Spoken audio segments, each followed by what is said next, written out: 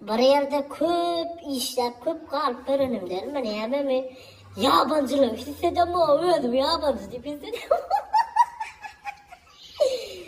Bir ne diyeceğim ki bir şuna yabancı çocuk deyip bir ters gözüyle bakayarlar ol yok görseler ol ya. Türkiye gelende de haftamat ikinci at takılanlar Ömer diye yani ama Ömer diyorlar da takımın tanıdığımdan veteriyor yani oğlum. Yani hakikaten tutuyorlar yok işte yani. Adı Mehmet ya Ahmet bana talep olmuyor ki. Ay ki ne işte oluyor yani. Öydaklarsan hakikaten tutuyor yüzden yaram yavrum. Yüzme değillendirim çabuk tanı diyelim ki. Şovada açılıyor.